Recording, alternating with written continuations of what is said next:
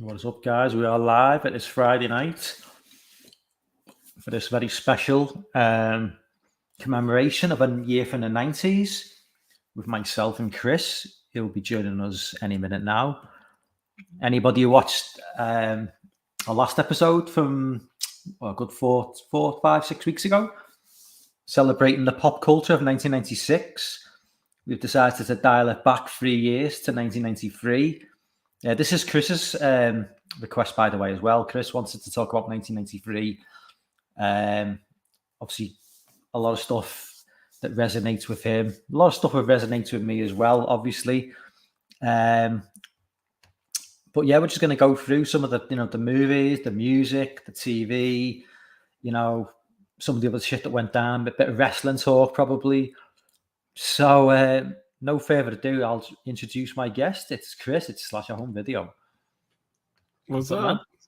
Yeah, what's up, man? Nothing much. I'm excited. I got a stack of movies. Well, this was your year, man. I mean, you were all down for 93, so you've got a bit of VHS there as well. Yeah, some of those are of the period. Yeah, the relics definitely. of 1993. Before we get started, let's just acknowledge the chat. There's a few people on board already. Big T, as always, is in the chat. We've got. While you do that, I'll be right back. Okay, man. 2 seconds. Okay, no problem. Yeah, Big T in the chat. Good man. I'm excited for this one.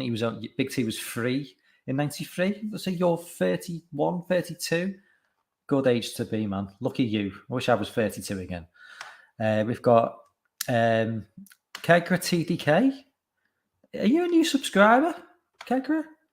I'm not sure I've seen you in the chat before. If you are a new subscriber, welcome on board. Thank you for subscribing. We've got Ben Grimm in the chat. Ben, what's up, man?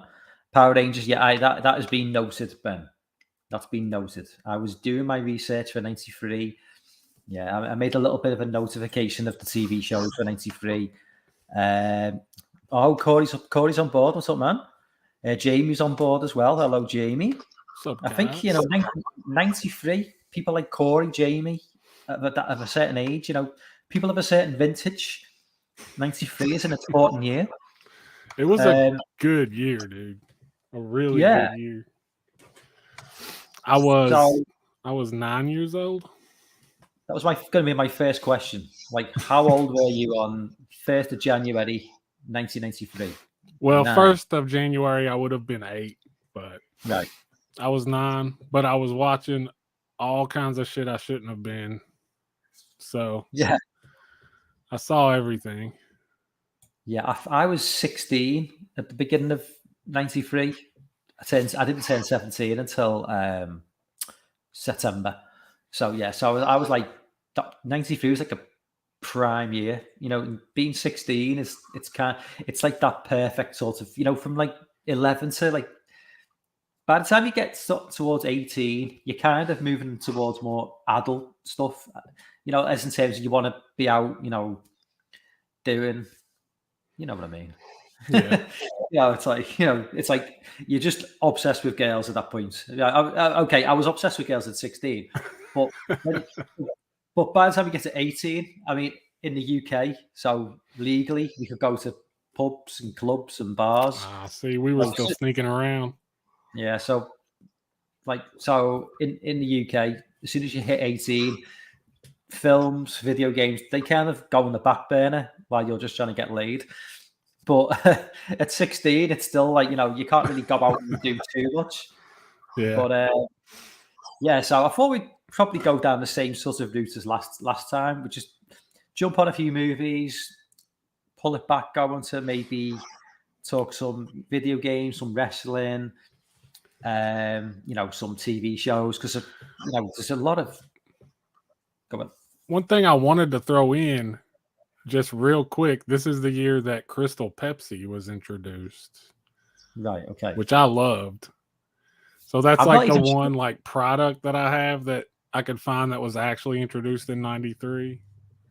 I'm not entirely sure we even got Crystal Pepsi in the UK. Oh, really? We may have done, but I don't remember. I honestly don't remember. It was a weird drink, dude, because it kind of tasted almost just like Pepsi. It was just clear, and it had like a little bit of a different taste, but it's impossible to describe. At least I can anyway. You get all sorts of crazy drinks that we just never get in the UK. I mean, obviously we get the generic Pepsi, and a cherry Pepsi, maybe a couple of others, but there's probably all sorts of Pepsis and Cokes and whatnot that you get. We never see the light of day. But I thought I tried to kind of, in terms of the movies, I did try and kind of like group together some of the genres. At least got not in the first group, that it kind of mixes horror with action, but in the second when we come around to the movies the second time around, it's more horror based. But I mean, if you certainly throw in your requests, because I know you mentioned a few films which we'll get to, which I've not even seen, because I think some of the films you mentioned were just films that like back in the day. I think you mentioned Addams Family Values. Yeah, like I've never seen it. Sorry.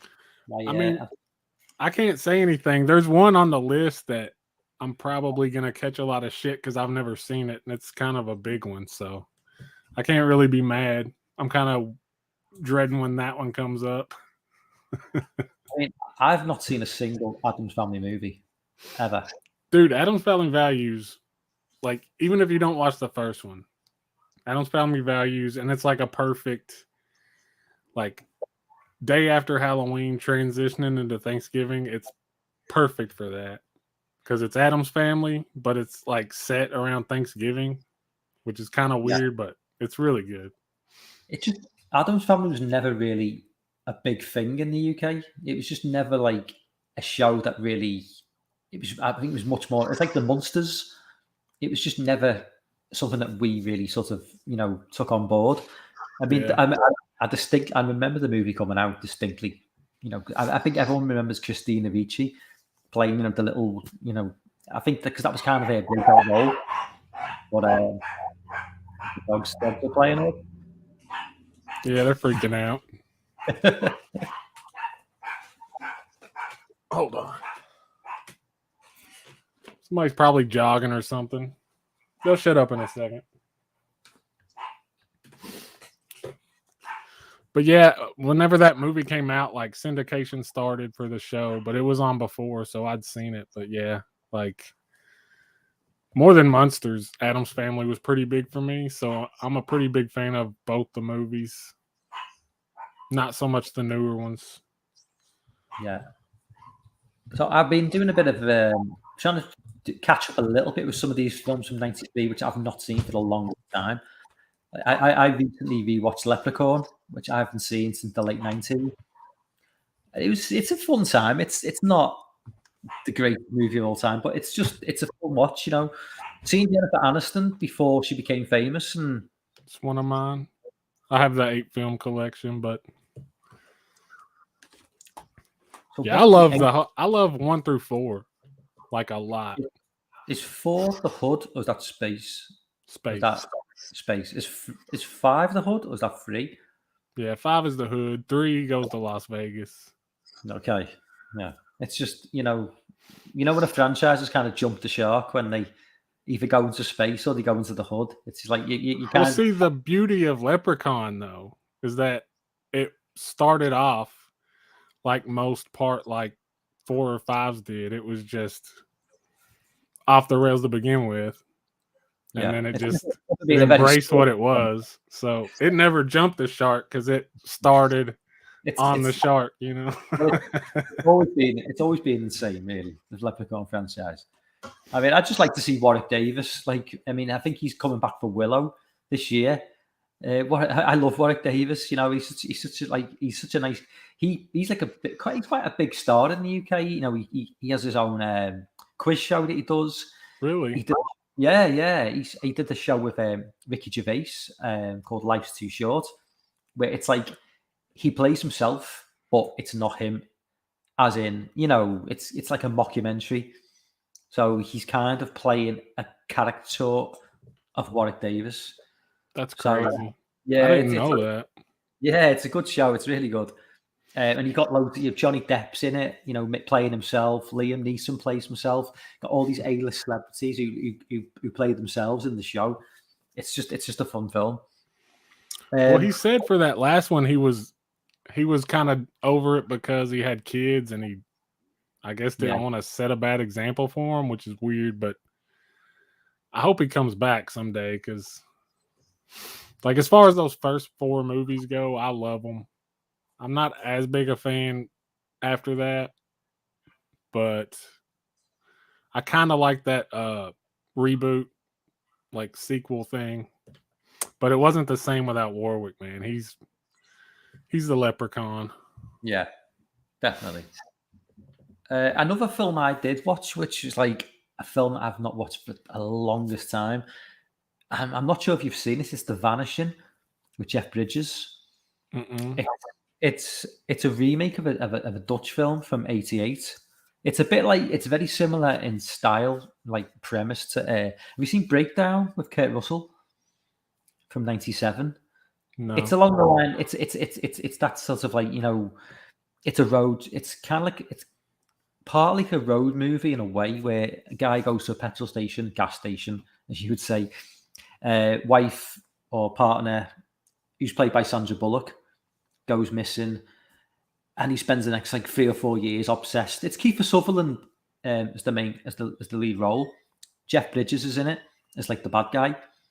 It sounds kind of familiar, but it's got to feel like, it feels like a TV movie. To be fair, it's a solid film. It does feel like a TV movie, but I think it was the first film I've seen with Sandra Bullock in, because this is a year. I think this is the same year as Demolition Man, but obviously that was the film that made her a big star. Not this film, obviously. Jeff Bridges is like really creepy in it, and Kiefer Sutherland. He's not. I mean, those two in a movie, I'm sold anyway. So, and I like TV movies. I don't have a problem with that.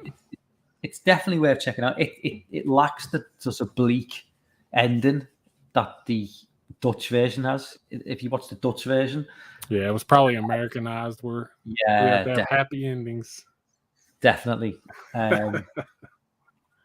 because in this sort of like first, stretch of movies I was going to talk about, there's a sort of correlation between, because I made a list of films and I just thought, there's a bit of a pattern in terms of the films I'm mentioning, is because the films, apart from the 2 I've just mentioned, it was like Nowhere to Run, Van Damme, Cliffhanger, Stallone, Demolition Man, Stallone, Last Action Hero, Arnie.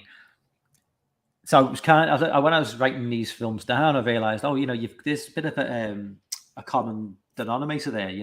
You've got your old school action stars of the 80s, plus you've got Van Damme, who was obviously coming into his own at that time.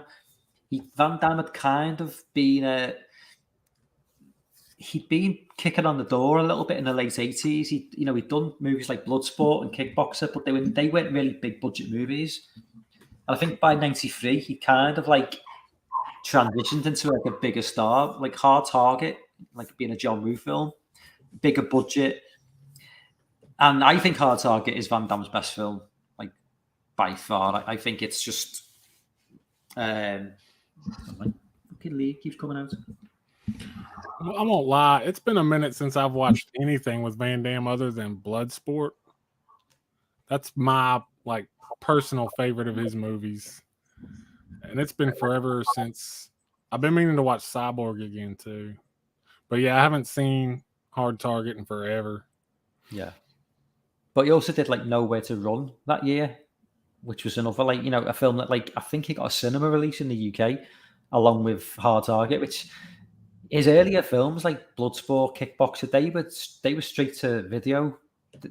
He got his name doing straight to video movies, and he just kind of his career kind of went along the way that Seagal's went. If you look at Seagal, well, certainly in the UK, Seagal in the late 80s was kind of like this martial artist who did straight to video movies like Nico and Hard to Kill, Out for Justice, and then he did Under Siege in '92, and that kind of made Seagal like more of a household. Certainly, I don't know how it was in America, but in the UK, he became more of a household name. More people knew who Steven Seagal was, and it was the same with Van Damme doing Hard Target, because outside of kids who were into martial arts movies, people didn't have a clue who Van Damme was or Seagal, and it kind of became more as we got into sort of 93, 92. They became more of a big deal.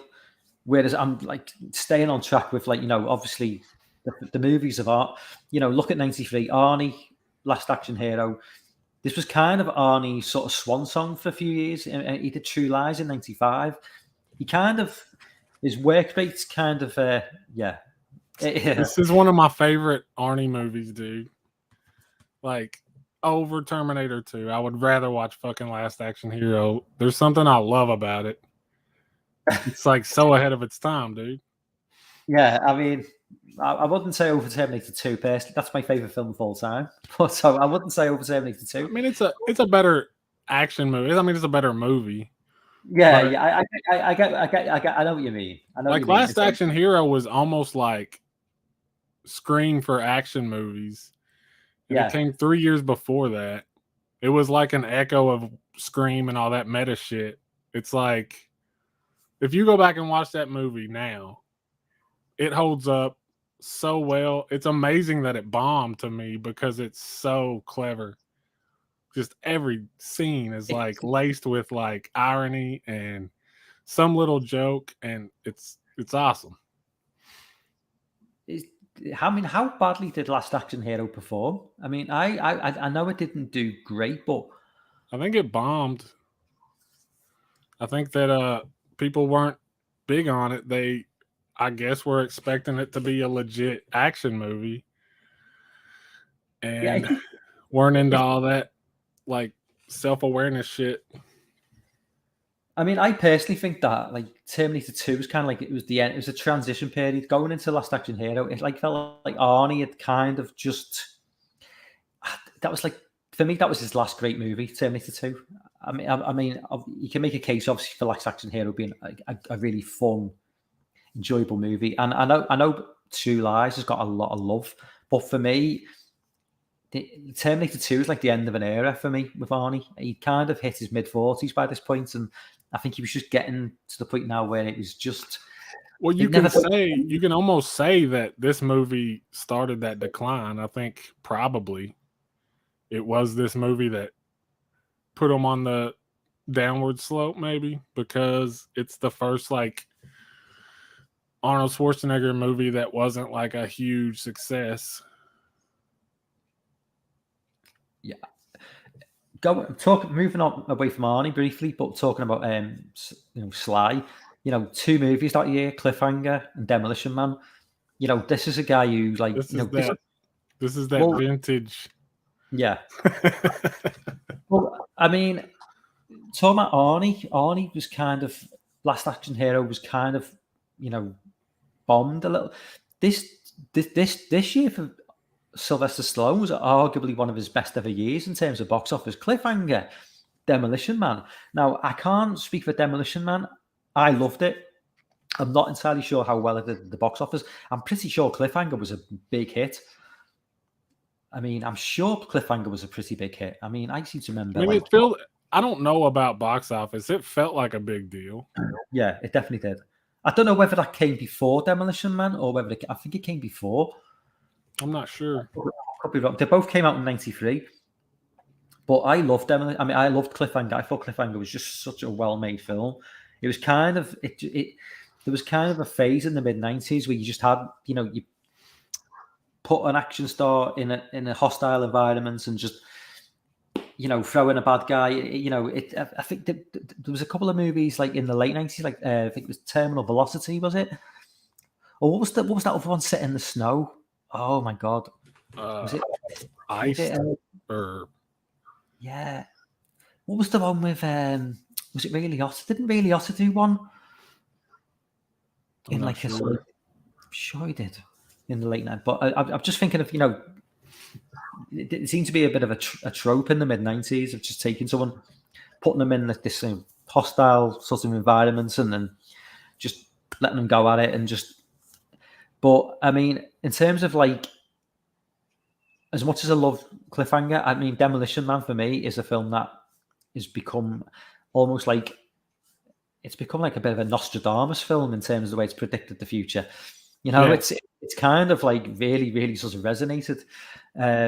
You know, a lot of the shit that goes on in 2022, you know, you kind of look at it, you look back at Demolition Man, and it almost like predicted COVID in a way. You know, there's people, nobody touches each other. You know, it's just, you know, the whole. Well, it's like a kind of like a cautionary tale under the surface about how, I mean, what we're dealing with now. I mean, they were kind of making those stories forever, you know, people like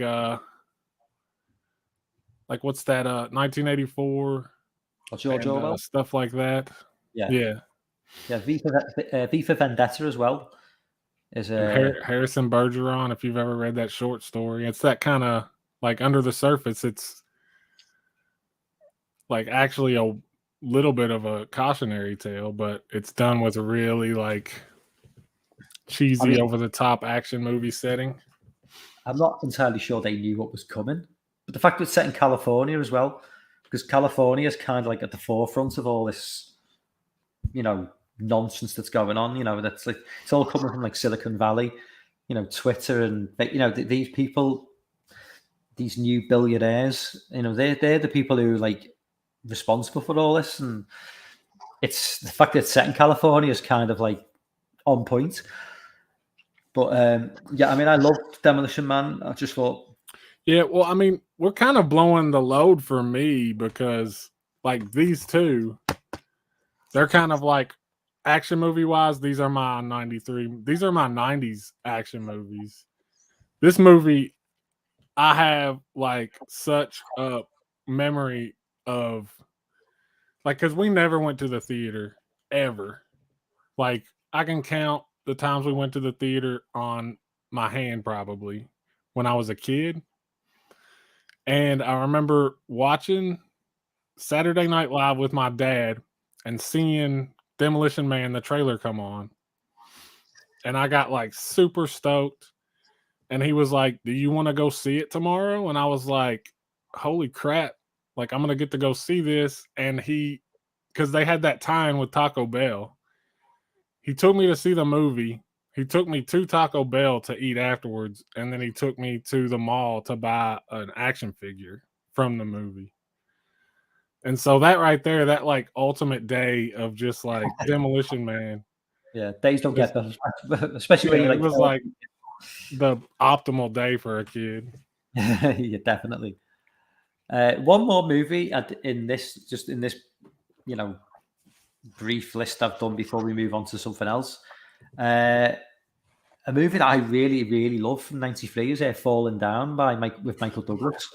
Yeah, just I think we've all felt like that. I think it's a film that you don't really appreciate when you're a younger man, or I certainly don't appreciate it as a kid. You just enjoy seeing Michael Douglas get out a gun.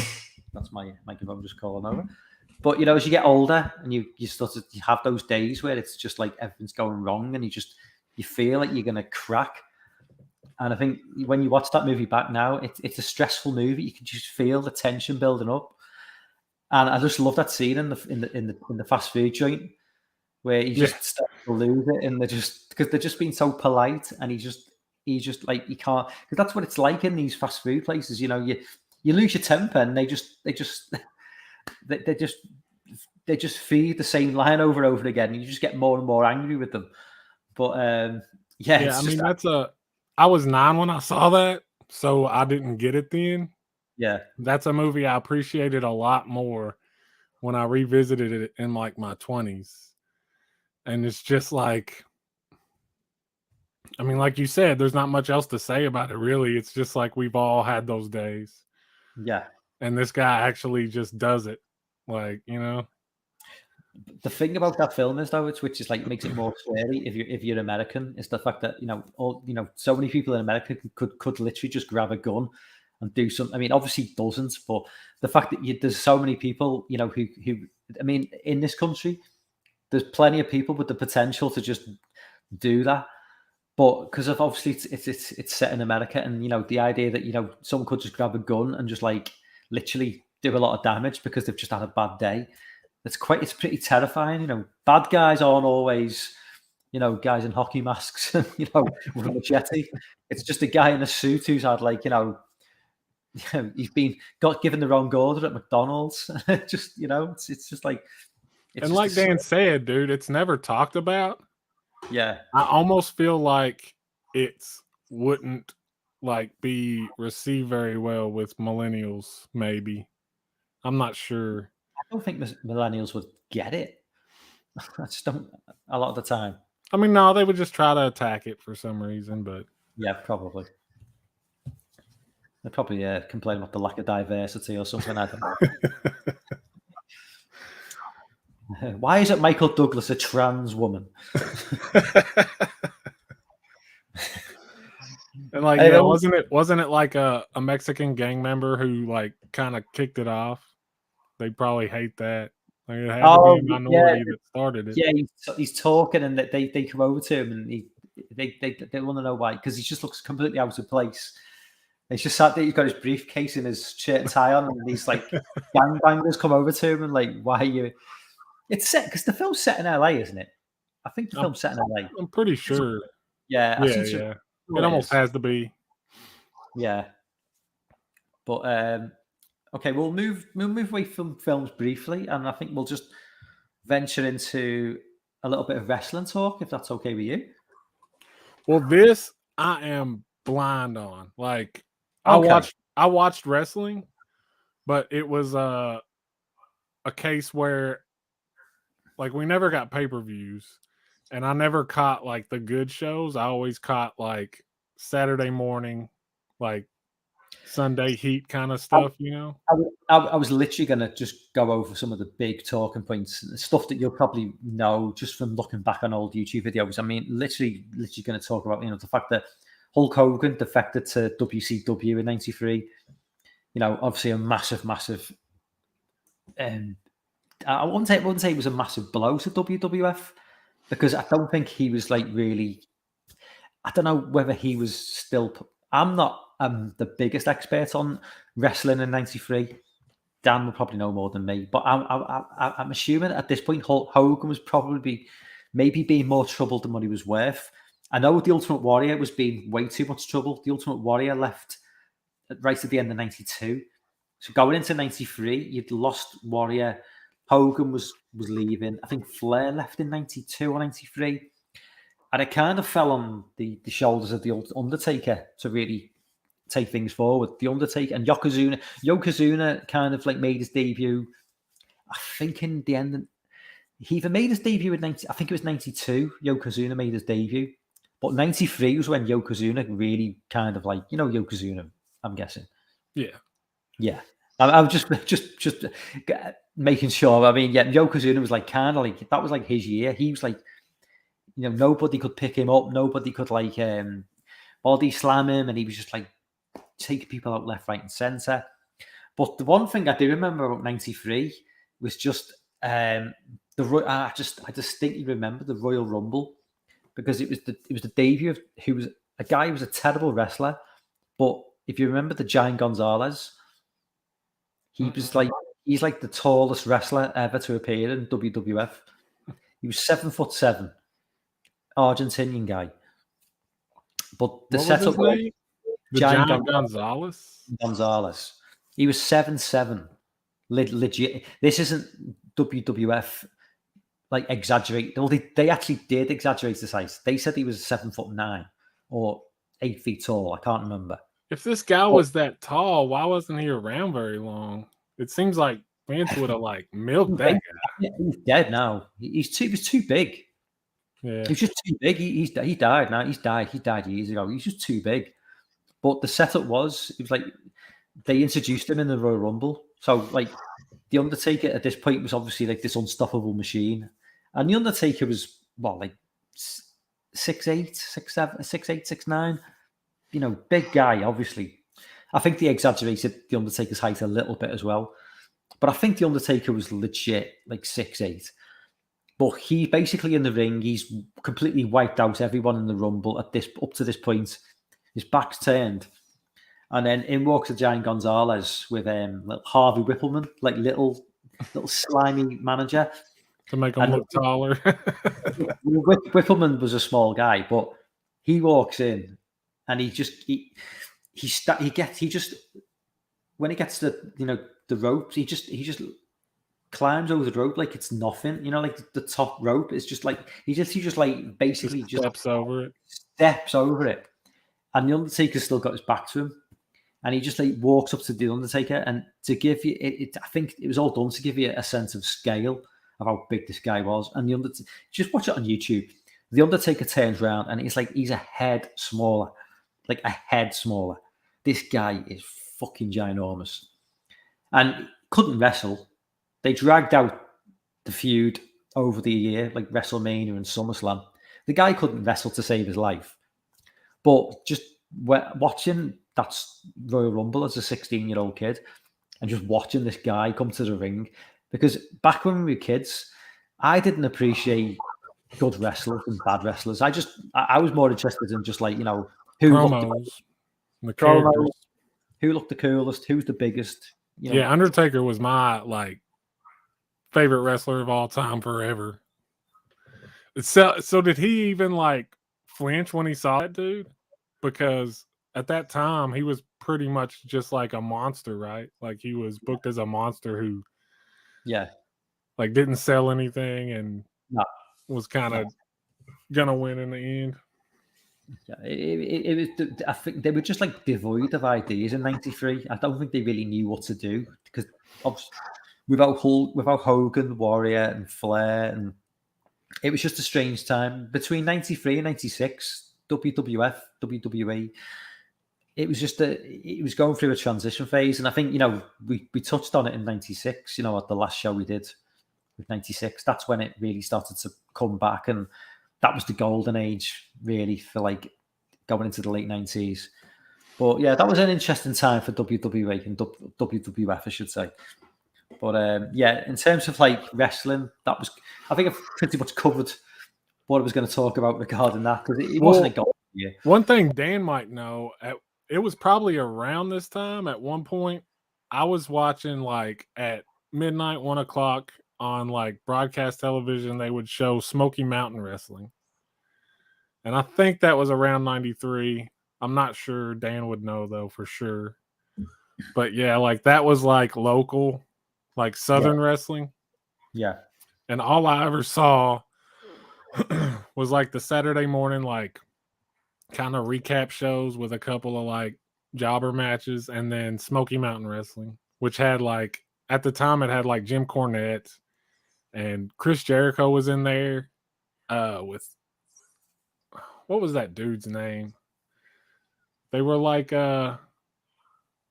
shit, I can't even think of their name, but yeah, they were in there. It had a bunch of like pretty big like future wrestlers. But yeah, that was my like wrestling experience in '93. I mean, we that was quite small scale, Smoky Mountain, because we I mean, in terms of like, that was like would never have been like shown. tri-state regional like shit. But it was like the launching point. I'm pretty sure they had a relationship with WWF because Jim Cornette would like cross over sometime, and I think he would bring what's that, something Express, like he would bring that tag team in to wrestle at Smoky Mountain sometime. Orient Express. Orient Express, I think. Not Orient Express. I don't know. I'm too foggy on the memory of a lot of it, but Ben says, was this Papa Shango's time? 93, yeah, definitely. 92, I think was more. I think 92 was more Papa Shango. Papa Shango just made multiple appearances. He was Papa Shango, then he was Karma. He made me cry. It was what? When he did that gimmick with Ultimate Warrior, where he made him like run out of the stadium puking. Oh yeah, he put a spell on. I was bawling my eyes out, and my mom was sitting there telling me like, "It's not real. It's not real. He's fine." And I was like inconsolable, dude. I thought that Ultimate Warrior was like legit dead for real. I know the things when I was like sort of, I think like 10, 11 years, 12 years old, and told that like WWF was like real, and like they actually, it's not like British wrestling, American wrestling. They really hit each other. It's all like everything that happens is I'm like, what? So when I was first started watching WWF, and anything that happened, I was like, oh my god, this is just crazy. And it took me a while to realize that it was all staged, it was all fake. I had no idea. Yeah, I thought it was real at that time too. Couldn't convince me otherwise. So moving away from wrestling, we've got a few. I mean, if you put your TV shows forward as well for '93, I'll start. I'll just kick off with the obvious, which is a show I'm sure you probably liked as a kid, loved maybe, was the X-Files. First debuted in, I think it was September '93 in the US anyway. I'm not entirely sure whether it was '94 in Britain, but I mean the X-Files just like broke boundaries for like, in terms of like it was a massive hit in the UK. I'm sure it was a massive hit in the States. Yeah, it's all anybody talked about. Like it was like perfect timing. Like it came on after like The Simpsons and stuff like that on Sunday nights. So like even if you didn't want to see it, like it was all that was on. I'm not insulting it. It was a great show and I used to love it. But yeah, it was like perfect timing, I think, as far as like a time slot on TV.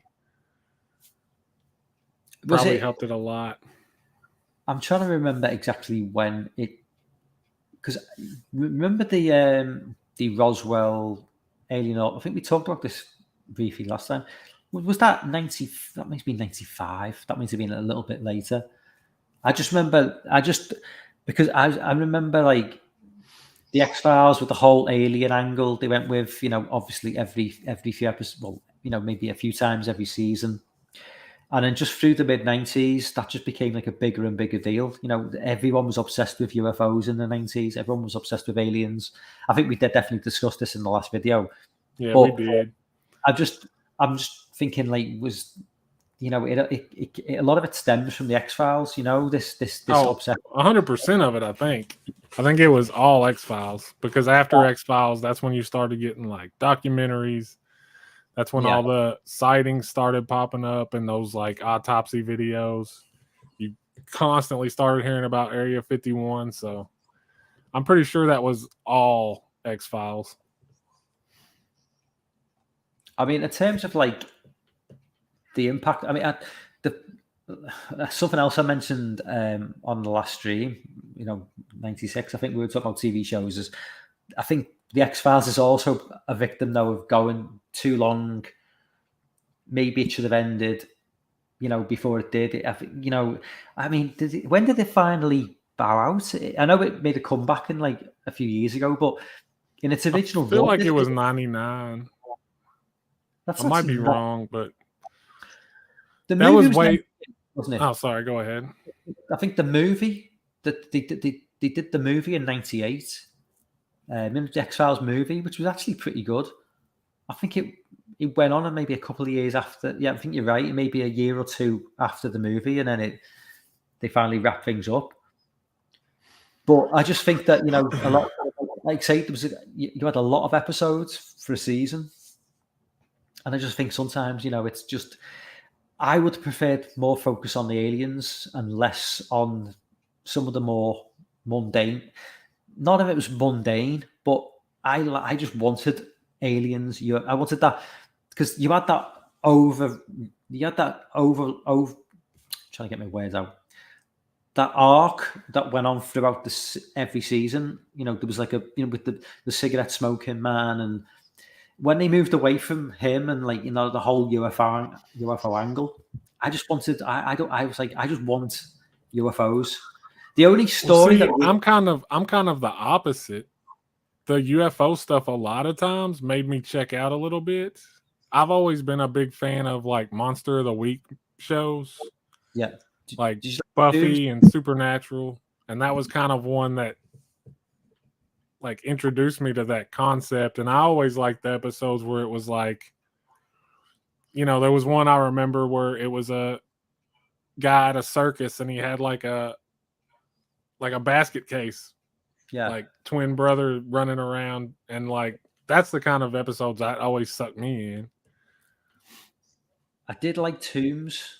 Tooms, who could stretch his arm. I don't know. I think was it Tooms? I'm sure his name was Tooms. He was like, he kind of like, he could stretch his body, and he'd reach out from like, and his arm would just stretch. He was like, I think it was like season 2, season 3. That's been a long time ago. I probably don't remember most of those. I'm trying to remember, like, apparently it was 2002, Jamie says. So yeah, we're 9 years. So 9 years, but if you got 9 years, and then you're talking, are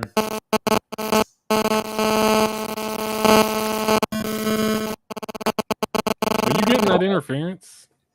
Yeah, I'm hearing it. It's gone now. I wasn't sure if it was me or.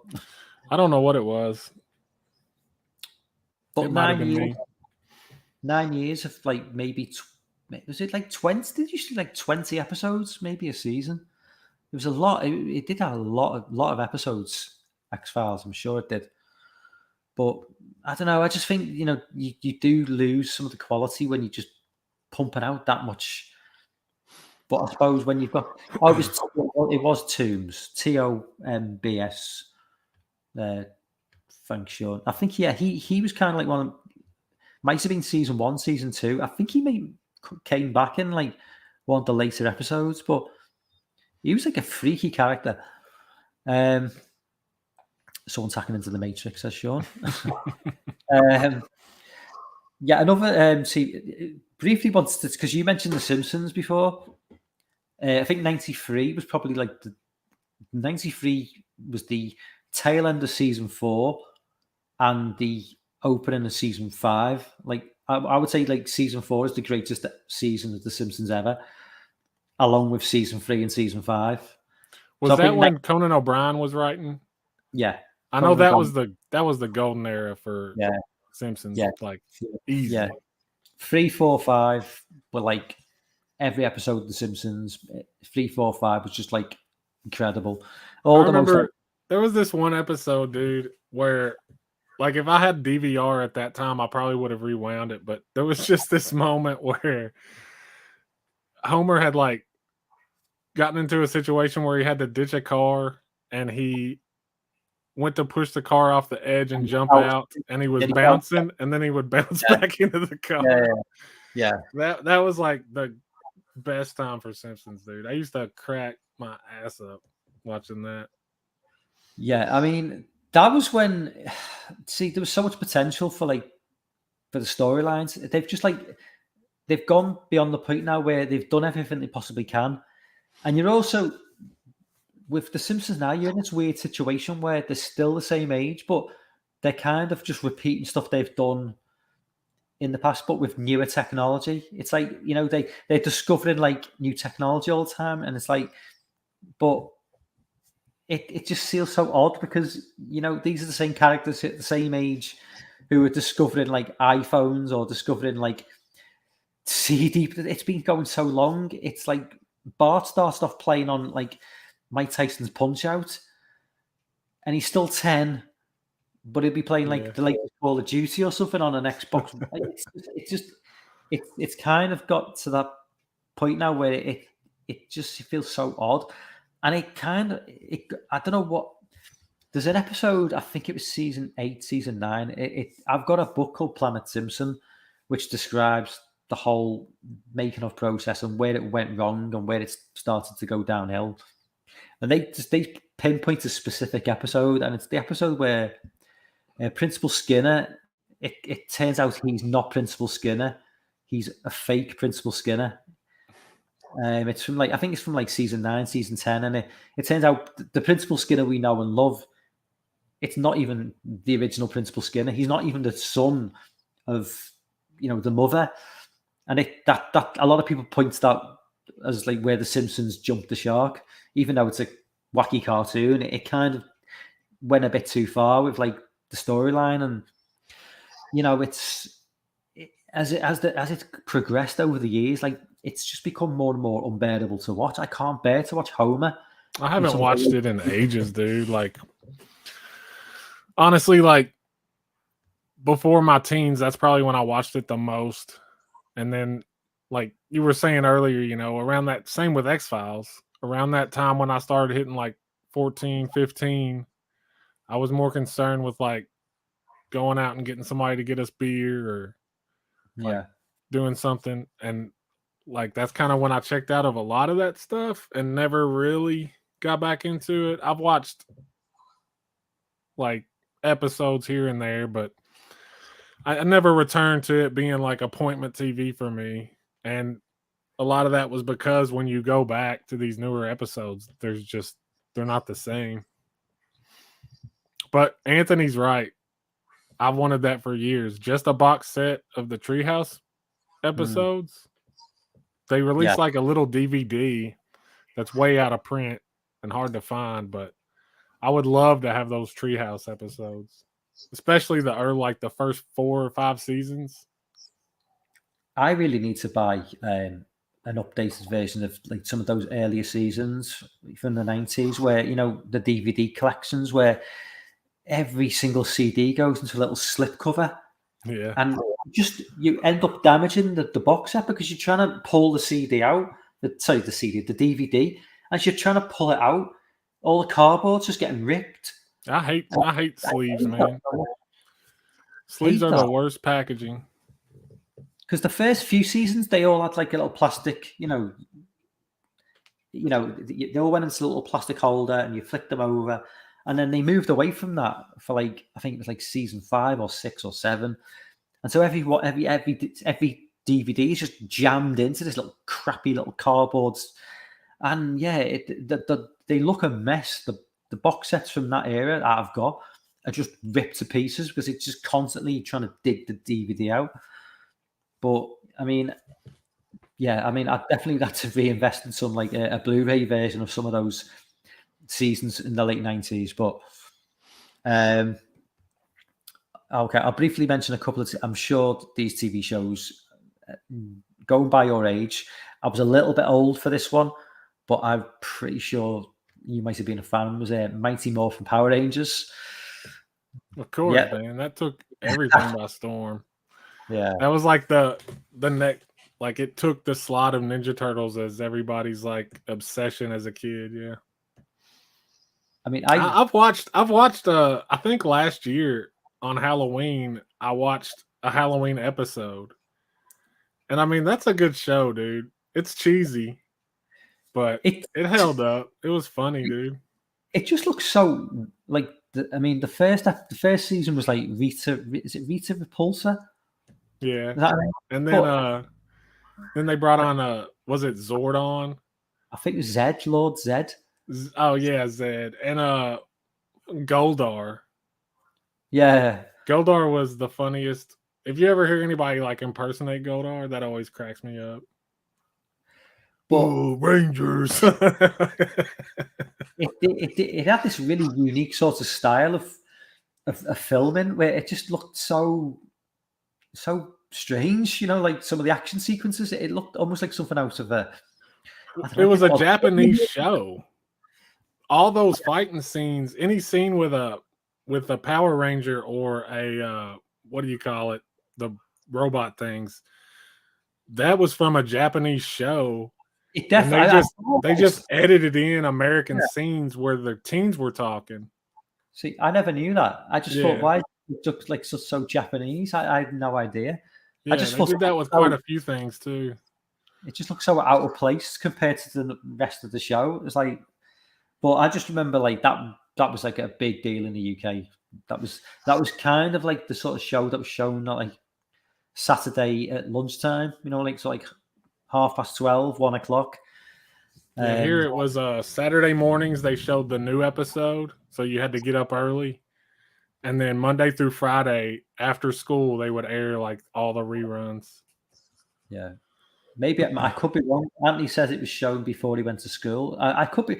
I honestly, my memory's vague. I always thought it was shown on a Saturday. It probably was, but it could have been shown every single day of the week at a certain time, for all I know. Hey, As I and say, Sean, Pink Ranger was everybody's favorite. Don't try to act like it wasn't yours too. So yeah, these are all TV shows that debuted in apart from The Simpsons. So X-Files debuted in '93. Power Rangers debuted in '93. I will briefly. I'll just say I've got a few. One big one, Beavis and Butthead. I was don't know how about to- big that was over there. yeah, but- it was MTV. MTV was a big deal by this point, so it was shown on MTV. So I was about to mention Beavis and Butthead. I was never a big fan of that show, but man, I was obsessed with that. That was one of those, like, I think from like 92 to like 95, we had a satellite dish. And I'm talking about, if anybody from the 90s remembers satellite dishes in the early 90s, yeah, that were the size of Volkswagens that actually like turned when you changed the channel direction. Yeah. Like they would have blocks, right? Yeah. Like if you're watching like HBO and you want to watch MTV, it's on north. So you had to switch to the north block of channels and your satellite dish would actually turn north. And we had that. And that was right around the time whenever Beavis and Butthead started. And I was like obsessed with it. It was like, that's kind of the first of that like irreverent, like cartoon kind of shit that, like cartoons for adults. Well, they used to like place music videos in the show, didn't they? Didn't it used to be like, yeah. That was the best part because they were just on these, like it was always like bands who didn't get regular play, so it was kind of like them just picking on low hanging fruit, but it was always hilarious. And they won't put those on the DVDs most of the time, and that's like the best part of the show. Like because it's copyright, I suppose, which is what aren't allowed to do it. Yeah. I mean, you talk about those satellite dishes. We had a satellite dish on our house back in we finally got satellite TV in I think '93 for the year we're talking about. But it was kind of like, I don't know what it was like in the States, but I don't know how long you'd had the dishes. But when we got our dish, it was kind of frowned upon by a lot of like people because it was kind of like you got a lot of snooty, sort of snotty people who just like looked down the nose at people who had satellite dishes because they thought they looked ugly.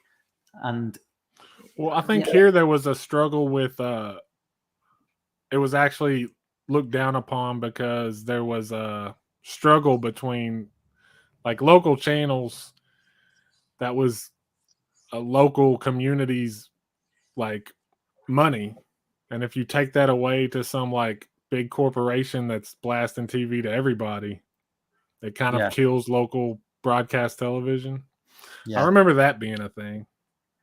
I mean, we never really had we had local broadcast TV, but it was never really because our country's a lot smaller. It wasn't like the way you have yours, but like the whole like satellite TV that came into play in the late 80s and the early 90s, where we got exposed to so much more American TV through. We had Sky. It's Rupert Murdoch, who owns shit tons of stuff in America. He used to own 20th Century Fox. He owns Sky. And he brought it to the UK, and that's how we got introduced to The Simpsons and WWE, WWF, I should say. And we just got introduced to all this American stuff that we'd never seen before, Beavis and Butthead through MTV. Because, before the late 80s, early 90s, we had 4 TV channels in the UK. 4. We went from between maybe 1988 and 1993. We probably went from 4 channels to 100, and it was all because of a satellite dish and just getting all these crazy channels from the States, which we'd never seen before. Yeah, we had 6. Yeah, it was just just all this shit, man. All this amazing stuff that we've just got exposed to, and plus, not only that, because it was a satellite dish, you'd also get all this like mad channels from like Europe, like German channels and Dutch channels. So after midnight, you go Yeah, on we these would channels. get Japanese and Yeah. Chinese television, I think, and also there was a surgery channel that I found when I was a kid, and it was like disturbing as hell. It just showed like footage of like actual surgeries. Yeah. And I don't know why anybody would want to watch that shit, but it was a channel back then. Is that Japanese? It sounds Japanese. Because they're into all sorts of crazy shit. Maybe, man. Jonathan asks, yeah, Jonathan, we do have to pay for a TV license. Yeah, so in the UK, you have to pay because you heard the BBC. Yeah, the BBC is like it's owned by the state, so it's owned. It's kind of owned by us, if that makes sense. But we have to pay for it. So if we have a TV, we have to pay a TV license. Yeah, we're free over here too. Yeah, it's shit, man. But the one benefit at the BBC is no adverts. So if you do put a show, you don't get any advertisements. So because it can be annoying, just like constantly bombarded by advertisements. And one last thing, if anybody has Instagram and wants to see, I took the first picture I put on Instagram was that satellite dish. It's still in our backyard. I'm living in my parents' house and it's still back there. It's dilapidated. It's like an ancient relic. And I put a picture of it on Instagram. Right, so we'll move back to films, like for the next little phase. And I'm going to mention 3 movies now, 3 franchises, which ended with the 3rd movie that came out this year. Well, they ended to a point. Obviously, they were rebooted. But Return of the Living Dead Part 3, RoboCop 3, and Teenage Mutant Ninja Turtles 3. So there's 3 franchises which all ended in 93. This is one of my favorite movies from the 90s. I love this movie. And this movie, another vintage of its time VHS. I love this movie too. I know it's like everybody's least favorite, but if you were 9 years old, this was still awesome to you.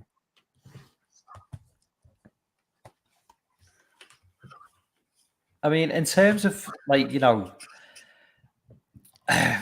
let's face it, like RoboCop 3 was, I mean, it wasn't even like, I think the great thing with the first film is it was edgy and it felt dangerous, like watching that film, it was, I'd never seen violence like it as like an 11-year-old kid.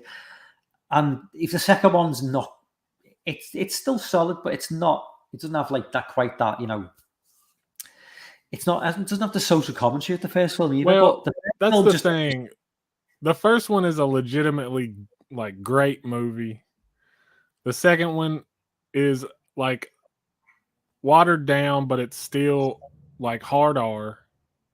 And then the third one is just a pull for like a cartoon, action figures, Happy Meal toys. It was for kids. And so like, yeah, like as an adult, I can admit that one is by far the best movie because it's got the social commentary. It's a really great film, but I still love 2 and 3 for what they are. 3's my least favorite, but it's still a movie I love and I can watch just about any time because I grew up with it, Actually, another movie that I forgot to mention then, which was the 3rd in a franchise, which then disappeared for the longest time, was Army of Darkness. Because obviously the Evil Dead franchise disappeared for 20 years after this film. I mean, this is one of my favorite movies of all time. I'm not the biggest Evil Dead fan. I'll hold my hands up. I've never been a massive fan of the franchise. I mean, I know. So disappointing. What can you do? It's just not really my thing. I've never been in terms of when it comes to like undead movies as well. I've always been more of a fan of, something like demons or I Well, don't they know. are demons. Yeah, but I mean I mean prefer the movie demons, as in Oh, okay. I see. yeah, like Demons and Demons 2. I think I just enjoyed those films more. But Oh I mean, man, like Army of Darkness and mainly Evil Dead 2, because I didn't know that Army of Darkness existed for a long time. And when I first saw it, it was probably like a little while after it was out on home video, and I still didn't know it was an Evil Dead like sequel yeah, until I watched it. But like those two movies are why I'm even here. Like they're they're the movies that show me how like good movies could be. That were just kind of like transcended just watching a story, and it was like the film and the filmmaking like affected you. You know what I'm saying? yeah. I mean, it was a brave move to make that movie the way they did. It was such a different like spin on the whole thing. You've taken a movie, you've taken a franchise which has been gone for 6, 7 years, and then you've done something completely different with it. When they could have just easily have gone down just the route they'd gone previously. It was just like a really, really unusual sort of like U-turn in terms of like how they were going to go with the franchise. And obviously with the remake, the reboot, they've gone back to the old school like 82 version or 87 version. But it would be nice to see, another Evil Dead, reboot, maybe taking on that whole like medieval dead, sort of. But Well, I think if you went too far with that, it would get like a little much because they would have to do CGI. I mean, they wouldn't have to, but they would today, and that's yeah, a big no-no. That's another thing about the Evil Dead franchise is it's so closely guarded by like Raimi and Tappert and Campbell that they won't let that shit happen, which is great. And I love everything the Evil Dead franchise has put out, and I'm hoping Evil Dead Rise keeps that going. But yeah, I think if you went too far, like I forgave a lot of the show because it was a TV show, but even they had to use CGI. And I think it's best to stay like kind of contained like the first two movies and the remake so that you can keep doing like practical effects like across the board. yeah. But I don't think anybody wants to see a CGI Evil Dead. One film that you mentioned, which I've not seen, so I'll let you talk about it and gush over it. Puppet Master 4, because I've not Oh, seen. yes. That's in my stack. This is my second favorite Puppet Master. I mean, the original is my favorite, but this one is just kind of like, you see these demons here? These two guys are called totems, and this guy is just like some big, like demon in some other realm or something. And they like, it just kind of branched out beyond just being like those puppets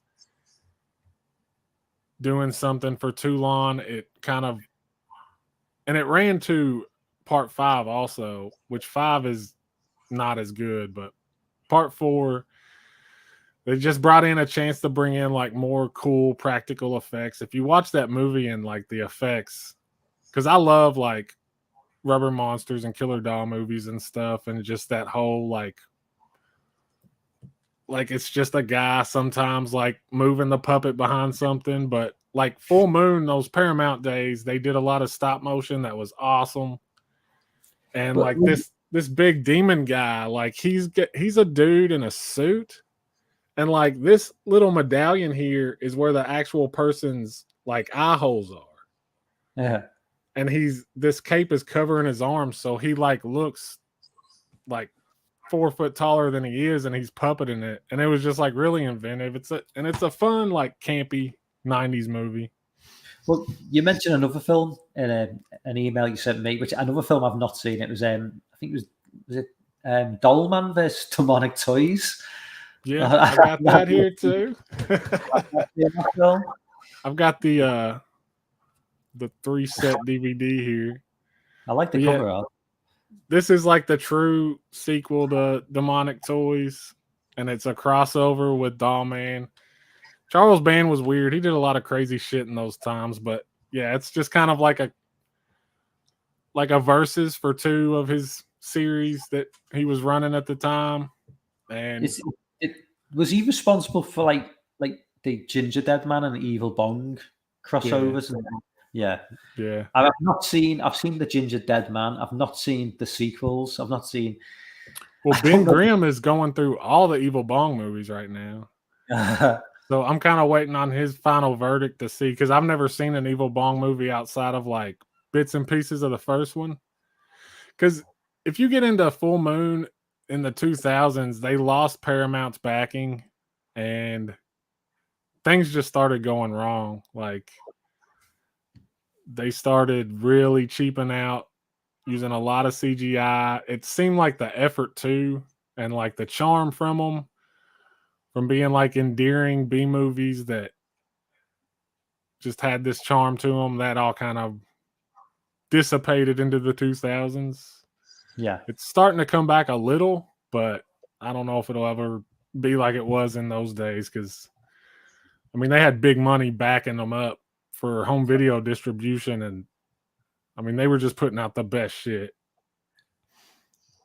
Well, I won't mention 2. Well, I've got a few more movies to mention later, in a while, but obviously a big one from '93, which we haven't discussed yet. But I'll just throw 2 more out there.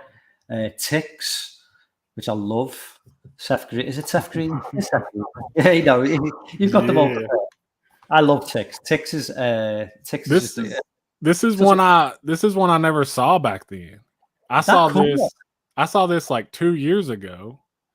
Yeah. And it just felt like comfort food, and immediately felt like a movie that I would have watched back then and loved.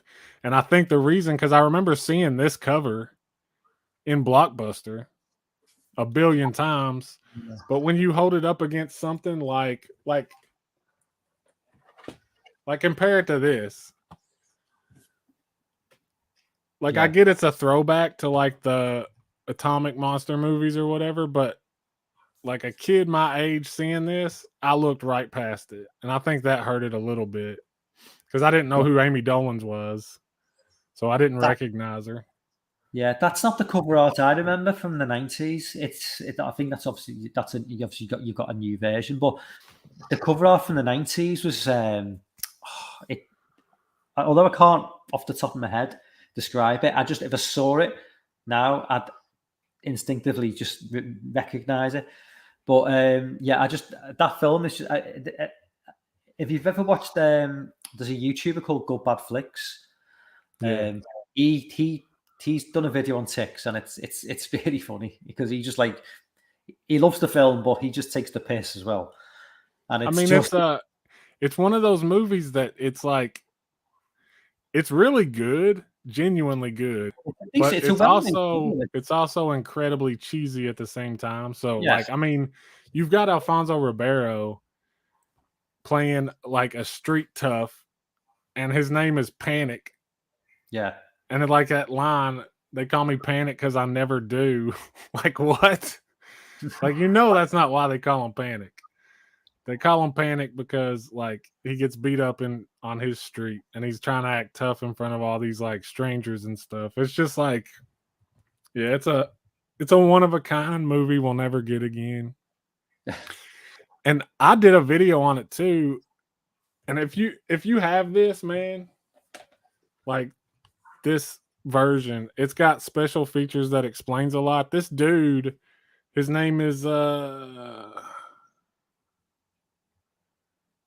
what's his name? Doug Beswick. He wrote the script for this in the 80s, and he carried it in his pocket for 10 years, showing it to anybody who he thought could get it made. And all through that time, that's why the movie is so tight. Because all that time, he would just like, if he got a free moment, he would like tighten it up, update it for like modern times. And then, 10 years later of doing that, and it finally gets made. So it's kind of like a really cool story behind it because he was like a special effects dude.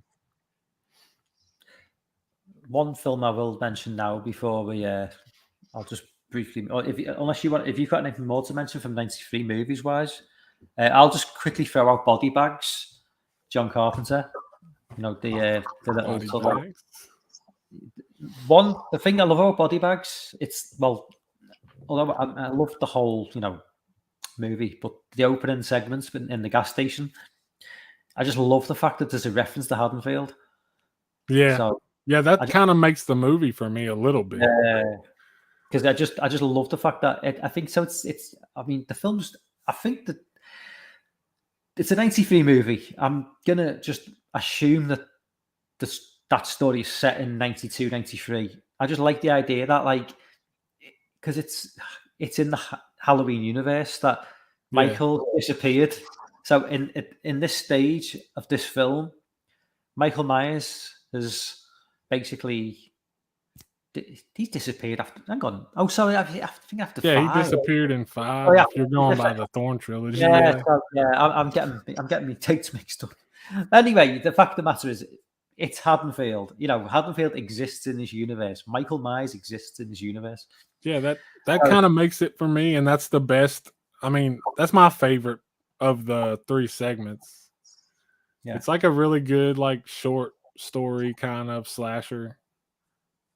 So Michael Myers exists in Body Bags, but he doesn't exist in Halloween 3. And John Carpenter, as a weird cadaver who wakes up at night, exists in the Halloween universe too. Yeah. Have you got anything more to throw up from '93? I don't know what you're going to mention. Well, I've got a couple more films to mention towards before we finish off. Dazed and Confused. Oh, yeah, I was actually that was on my love Dazed and Confused. And we can go back and talk about any of these. I'll just throw out what I've got. This one we definitely don't need to dwell on, but Amityville: New Generation. Never seen it. I mean, I think it's an okay, fun movie if you like that sort of thing. It's not like a classic or anything by any means. Groundhog's Day. Oh yeah, the classic. Hocus Pocus. Never seen. You've never seen Hocus Pocus? No, I think because I think you had to grow up with it, maybe. Yeah, I think I was maybe a bit too old at that point.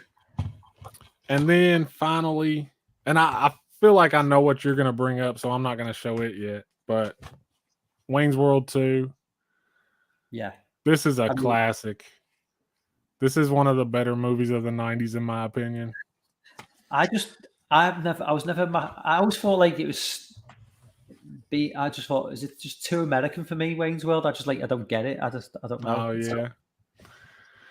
I mean, there are so many, and the sequel too. The sequel is almost just as good, but there are so many moments in that movie that just, no matter how many times I see it, that the scene where they're talking around the table and they're doing like the ad gags. Yeah.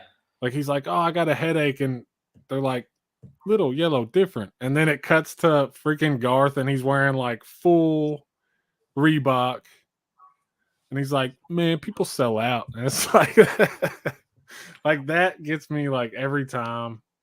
There's so many scenes like that in the movie too that are just like, I mean, they never get old. They're perfect. Okay. A few more movies to throw out just before we wrap things up. But I mean, we're not wrapping things up just yet. I mean, I've obviously wanted to just talk about music and video games before we do, and then get back into movies again before the end. Well, in terms of music, I'm probably keep this quiet. I mean, obviously you can throw your suggestions. I mean, I was kind of trying to keep it more towards an American audience because I know I could have thrown out some British artists and be a bit obscure, but I thought I'd stick with some of the mainstream stuff. Obviously, In Utero by Nirvana was 93. Obviously, their swan song. Obviously, they did Unplugged in 94, but in terms of actual albums, this was their swan song. Yeah. Siamese Dream by Smashing Pumpkins. That was an album. Well, that was a band when I first got MTV. They were constantly on MTV along with Green Day. Just And Blind Melon. yeah, Remember Blind Melon? yeah. MTV just played the same songs over and over again. I mean, the most of the times I saw Smells Like Teen Spirit and Basket Case by Green Day. It was just after a while, I just wanted to just. I could never like those songs anymore, but they've just been played to death. Do you know when it's like a song is just drilled into your brain constantly, 24/7. It's a bit like I was actually going to mention an album from '93, Pablo Honey by Radiohead. Their debut album was '93. And obviously, Creep, just a song I just absolutely despise, just played over and over and over You again. despise Creep? Well, it's just been played to death. Like Tom York despises Creep. Tom York hates that song. I love Creep. I mean, that made them big in America. Really, that song when that song dropped, I know that became a big college like anthem in America, and it was massive in them. It was massive in the UK. But that album is not a good album. Their first album is not a good album. I will mention a band that, like, maybe anyone in the UK who's watching this, a band called The Verve. Their debut album, A Storm in Heaven, dropped in '93. Now, by '97, they were one of the biggest bands in the UK. But interesting fact, the bass guitarist used to live in my road. So when I was a kid growing up in the '80s, I used to play with him. Like, he was older than me. He was like 4 years older.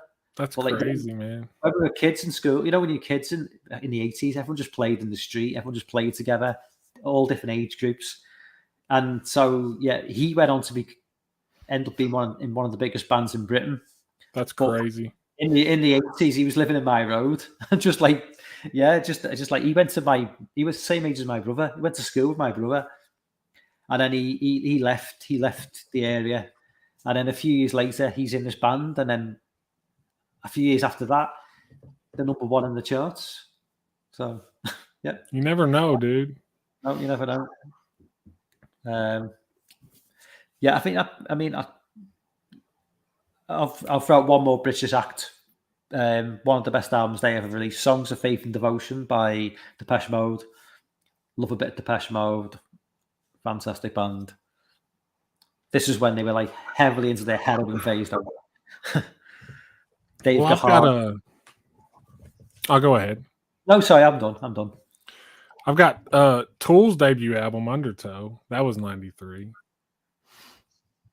And 36 Chambers, Wu-Tang. Yeah, that was their debut album. Yeah, that got a lot of mentions when I was researching. Doggy Style, Snoop Dogg. Yeah. That was his debut. I had that on tape, cassette tape. I used to listen to it to fall asleep to. And Black Sunday, which was Cypress Hill, their second album, I think. But that was their big album, I'm pretty sure, that kind of put them like on the map. And then if you like Promise, Pork Soda, which is a really good album, one of their better ones, I think, was '93. A couple of I don't know. I've not heard of that band. Promise? Fair. No. They're very odd, but the bass player is insane. He's like one of the best bass players on the planet. But yeah, they're not mainstream. Yeah, that's probably why I'm quite like alternative in a lot of the choices, but if they were big in the early '90s and they never really crossed over to the UK, you've heard their songs, at least a couple. If you've ever heard Jerry Was a Race Car Driver, that's them. That was a pretty big crossover into like mainstream popularity. If I played that song now, I'd probably recognize it. That name does ring a bell a little bit. And then there's another one called My Name is Mud that kind of, I think, got a little bit of mainstream popularity because they got kind of attached to those van what was that Van concert that had like Limp Bizkit, Korn, all those guys, and Primus got wedged in there, so that kind of hit a little bit. Yeah, and the South Park theme, that's Primus. Right. Okay. I'll make a note of that and check that out. We'll move on to video games briefly because I think I like to cover like a few the video games of the 90 or certainly of this era because this is Super Nintendo versus. Did you call it the Genesis or was it called the Genesis? We had the Genesis, yeah. Yeah. It was basically the Mega Drive in the UK. Yeah. I always forget whether the Genesis was the Japanese name or the American name, but yeah, it was the Genesis in the US, right? So we called it the Sega Mega Drive. So basically, in '93, we had. Hold on. See if can you see it? Still works. Okay, yeah, I can see the It's just a little humble brag. I was a Super Nintendo guy. See, all my friends were, but I never had one. I mean, I'll throw out a couple of games, certainly for '93. Mortal Kombat 2, which I was always jealous because Sega allowed red blood in the Mortal Kombat games, but Nintendo insisted on green blood because they were pussy. Here's something I was going to throw out there because it doesn't get talked about a lot. My experience with Mortal Kombat 2 was the arcade. Did you guys have arcades? Were they popular out there? Yeah. Because that whole time period was its own. Like, I'm surprised people don't talk about like nostalgia for the arcade because like there was like a hierarchy where like the older kids would run the machines and like a little kid would come up and wait his turn and get his ass whooped. And then whenever two teenagers, like the older kids who were good at the game, like actually got on there and played together, like crowds would gather around, like everybody would hear, like these dudes are having like an epic battle right now. And everybody would swarm it and watch it like it was a freaking sporting event. And like whenever somebody was about to beat like the X-Men arcade or Turtles in Time, crowds would gather. You would just start hearing people going like, yo, this dude's about to beat it. And everybody would run over there. It was like a crazy time that we'll never witness again. Well, I mean, I obviously discussed, I can't remember what live stream it was, but I did discuss about like amusement arcades. And like, I think I did a video about 1988 just by myself where I just like basically talked for like an hour or whatever. I might have got into amusement arcades then about nostalgia for them. But I mean, in terms of like 93, they were still a thing, but they were, because of the power of like consoles was getting more and more, they were kind of like, they were starting to overtake arcade machines, Yeah. So I distinctly remember Street Fighter 2 in the arcades in 91, I think it was.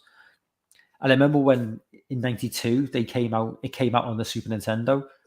And I just remember thinking, there's not that much difference between the graphics on the arcade and the Super Nintendo. I was like thinking, oh, fucking hell, man, this is like arcade level graphics. And I was like, my jaw just hit the floor when I saw Street Fighter 2 running on a Super Nintendo. And they were selling copies of this. This is back in back in the day when Japanese got released first before we got them, and I think it was selling for like £95, which at the time was probably, I don't know, like $150 or something. In selling them in England, but you had to, you remember the games converters where you put it in the top of your machine and you put the Japanese version in, so you could play it. And I remember my friend just paying like, I don't know where he got the money from, but yeah, he paid out like £95 for like Street Fighter 2, and then we took it back to his house, got the Super Nintendo out. This is like a memory of 1992. So I'm going to spoil things now for a future episode, but just going back to his house, playing Street Fighter 2.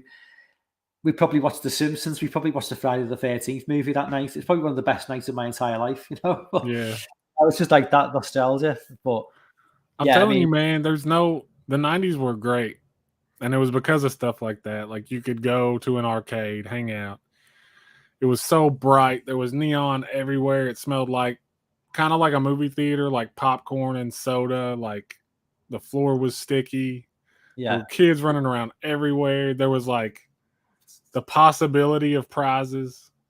But I'm sure it was the similar in the States, but like nowadays, parents would never allow the kids to run around an amusement arcade. Like the amusement arcades in the 80s and the 90s, everybody was smoking. You know, it was just like there was all sorts of weirdos there. You know, I mean, if you allowed a kid in now, you'd be terrified of them being getting kidnapped by some like paedophile or something. Just no, dude. That shit is like the ones I went to. It's not more. I'm gonna say something bold here. It's no worse than it ever was. Oh yeah, the fear is just worse. My mom legit used to go to the mall and drop me off, and we're talking like 93 when I was 9 years old, and I would be alone in the mall for hours. I would go to Walden Books and read. I would go to like Sears had those like kiosks where you could play like consoles like NES. I would go to the arcade, go to Spencer's for hours and like once a week, and I never got kidnapped.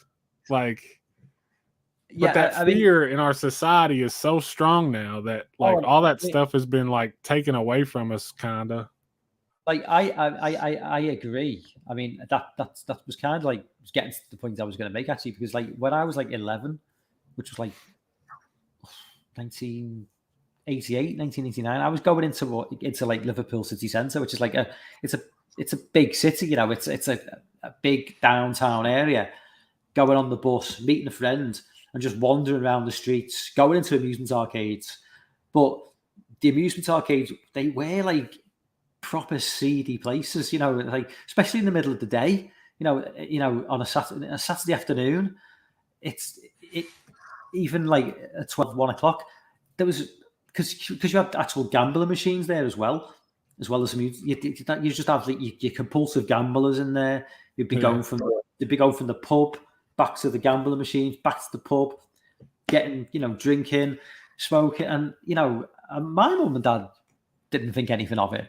But me as an adult now, would I have allowed my 11-year-old to go into? I'd be like, maybe not. And I briefly want to touch on something which is nothing to do with pop culture, but it's anybody who's in the chat who's in the UK, and even if maybe some Americans might remember this story, but it's a story from '93, and it relates to a horror movie as well, so it does kind of correlate. In 1993, I think it was February, in my hometown of Liverpool. And it ties in with the whole child abduction scenario. I'll be right back, okay? Hey, quickly just jump in the chat. If Anthony's still there, I'm going to talk about James Bulger. I'm sure, Anthony, you know about the James Bulger story. It's pretty fucking grim, man. But, you know, it ties in with everything that we've been saying, really. It ties in with 1993. It ties in with horror movies as well. And it ties in with, you know, us talking about, you know, just being allowed to roam free. And I'm not saying he was allowed to roam free, this kid, but, you know, mother turns her back for a minute. Next thing you know,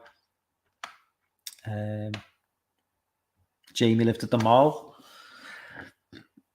80s Mall Queen. I can imagine Jamie. I can imagine you just there with your popcorn and your milkshake, just like checking out the boys and shit. It was a big deal. I was like 16 when it happened. And the kids who did it were 10, and he was just 2. It's so long ago. Like that. James now be 31. It's such a crazy. I mean, that made headlines in America. I think it made headlines all over the world.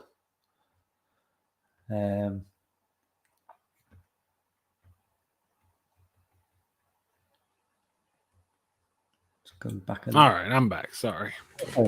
Yeah, I was just gonna, you know, story that, you know, shocked Britain, shocked the world. Really was, a story like it does tie in with the whole child abduction, 1993, and horror movies.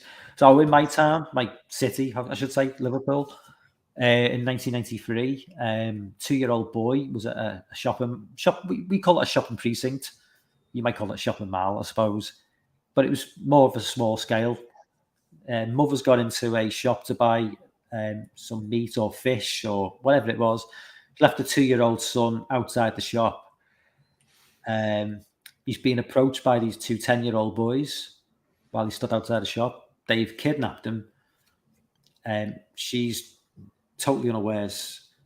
10-year-old boys kidnapped him? Yeah, it's two 10-year-old boys kidnapped a 2-year-old boy, and they took him to a local train tracks, like a train line. And for a couple of days, nobody knew what had happened to the boy. They thought they maybe an older man had maybe taken them off their hands. But as it's gone on, it's been revealed that the two 10-year-old boys have murdered him and done stuff that you wouldn't expect the 10-year-old boys to do, like sexual stuff, and like tortured him and then just put him on the train track. That's weird. It's just like it was made headlines all over the world, but it's what kind of like ties in with the whole thing. Was obviously it happened in 93, but also ties in with like horror movies as well, because Child's Play 3 was actually banned in the UK after this, because once it went to trial, the two boys got sent down. They got sentenced to like 15 years in jail or something. One's out now. The other one is basically just a full-blown paedophile who keeps on getting sent back to jail. Nobody knows who they are because their identity's been kept secret.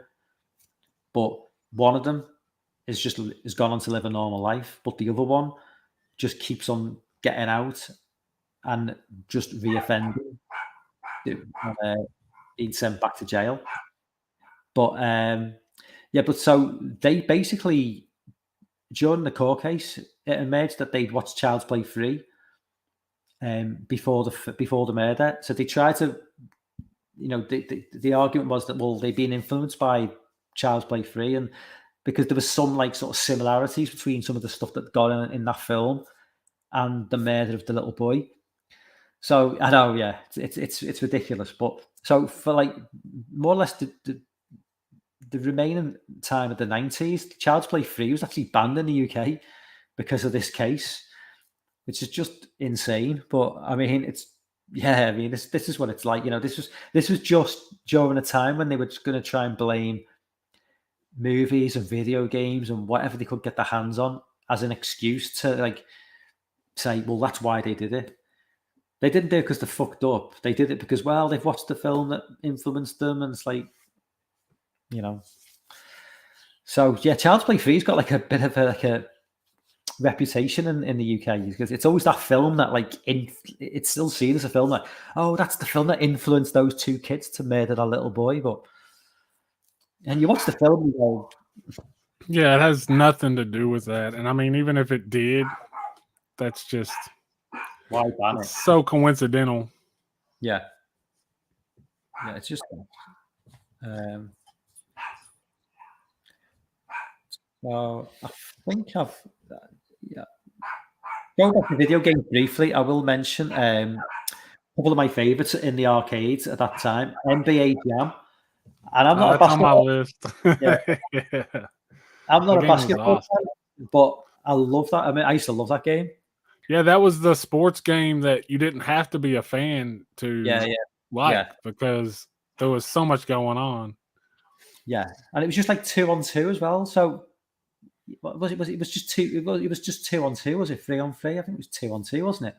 I think it was just doing like a slam dunk from the halfway line and just like doing the most insane moves, breaking the board, getting the like fire to trail off your ball, and like all the codes. There were so many codes for that. You could be like Will Smith, Bill Clinton, several of like the mascots. Like it was just all pop culture. Like, and you could make big heads and all this stuff. Well, one more game I will touch on, which was like, I don't know if it was as big a deal in the US, which it was in every single amusement arcade in England, with Daytona USA, with the the four machines linked up. Yeah. That game was just everywhere. Even that was the sort of game that, like, if you even though very few arcades exist in the UK now, if you go into one, that game will be there. Daytona USA will still be the original, like, with the 93 graphics. And it still stands up. That game, man, that game just blew me away when I first played that game. Yeah. It was just feeling the speed when you're sat down. You just, it was so good. I was at an age then when I was terrible at those. I got to the point where I stopped wasting quarters on them because I would just like be all over the place and never get anywhere. One I got is Doom. I don't know if you played that at the time. I didn't play. I don't think I played the original. I think I played the sequel. But I mean, obviously, Doom is like kind of like famous as one. It was not the original first person shooter, but it's certainly like it's certainly up there. It's one of the ones that really sort of like took it and just went with it. You know, I think Castle Wolfenstein is the very first person shooter. I think Doom, you know, followed on not long after that. But Doom made it more brutal for sure. Yeah.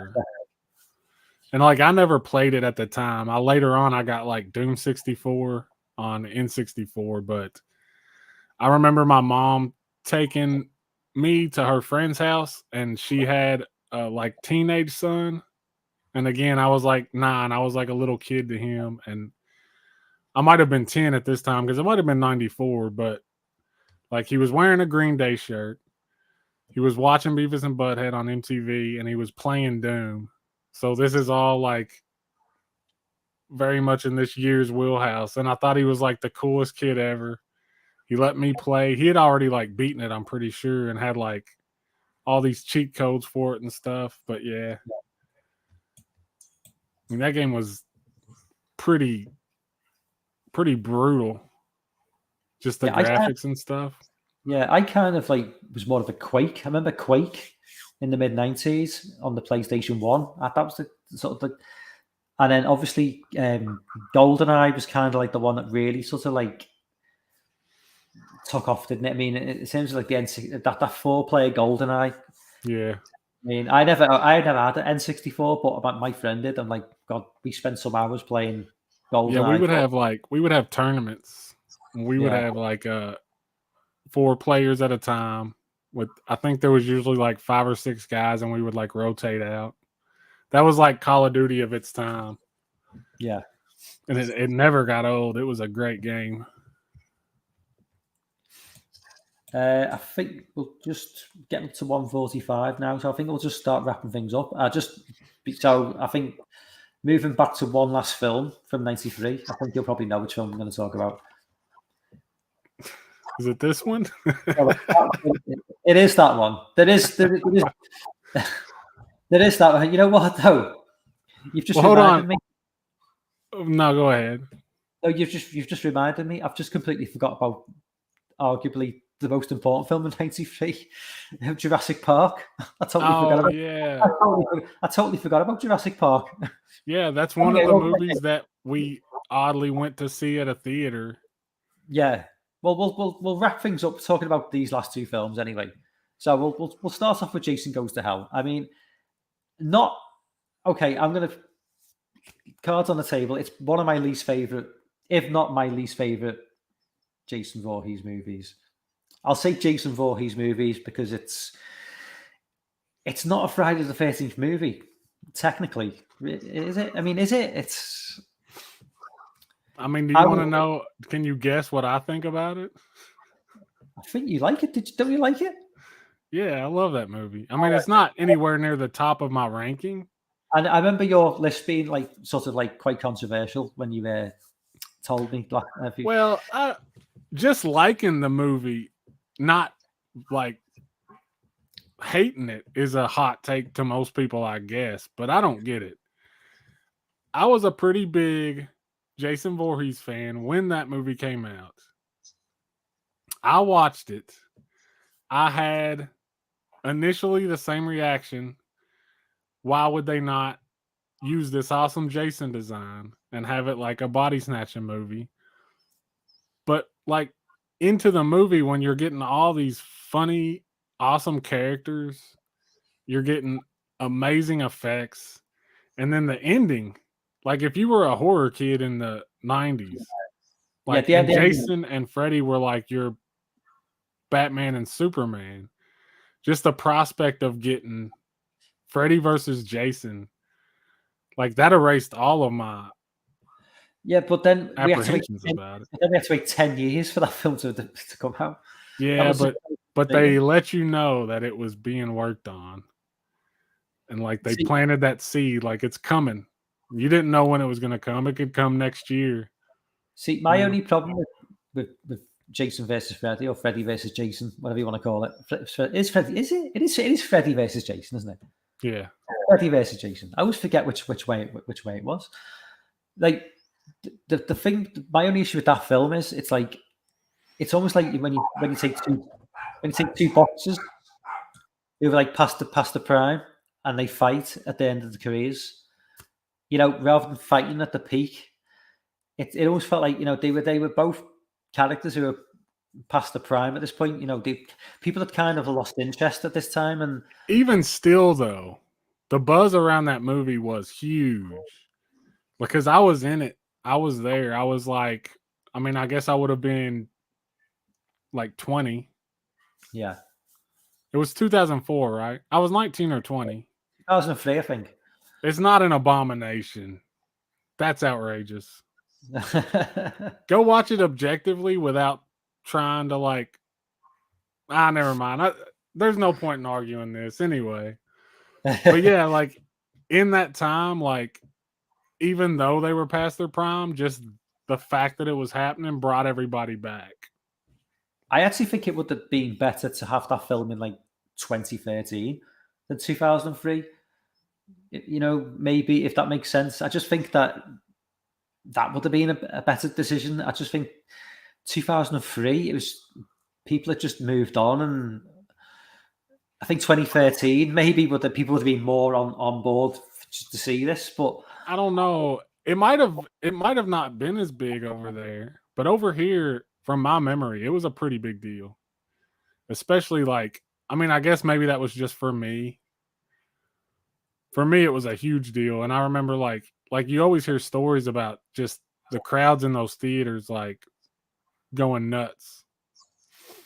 Yeah, I mean, yeah, and it's because of this movie, because this movie planted that seed like 10 years before, and like people were always kind of waiting for it. I was always waiting for it because they said it was gonna happen. They like when that claw comes out of the ground, like everybody was like, "Oh shit!" You know what I'm saying? Yeah. I mean, I'm not. It's never going to be like one of my personal favorites, but I mean, it's not really. I mean, I don't hate the film. It's just that I love so many of the other films so much, even though they've got the faults. I just love them despite the faults. I just think with this film, it's just I just can't get past Jason just being like a worm. Just you know, it's just like well, it's like because it's not in my like I don't think it beats out any of the original 8 in my ranking. I'm pretty sure it doesn't. I think I might have it above X, which I know Lauren would hate to hear that. Yeah. But yeah, it's not like you almost have to take it like an experiment. I mean, this was a point when everybody was saying and bitching and moaning about it's always the same. It's always the same. And this is a thing with audiences in general. People bitch and moan about something being the same. And when you give them something different, they hate it because they want the same. Yeah. They want it in a different way. And it's just to make them happy is impossible almost. This was them trying something different. And it's like it's got a like I said Evil Dead is my favorite franchise. This ties into the Evil Dead franchise. Yeah. I mean, the Yeah. Necronomicon is there, and like, I mean that was cool to me. I wasn't a jaded, bitter adult whenever I watched it. I was a little kid, and they showed me stuff I liked.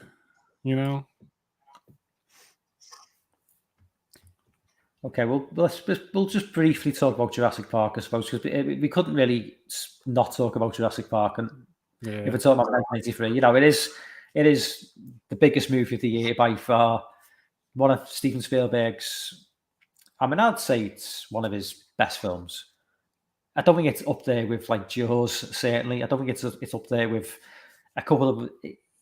I think it's definitely maybe number 5 or number 6 in what he's done for me. I mean, this film literally was the definition of a summer blockbuster. There's no getting away from it. It was the Jaws of the 90s, kind of. Yeah, the anticipation to see the special effects.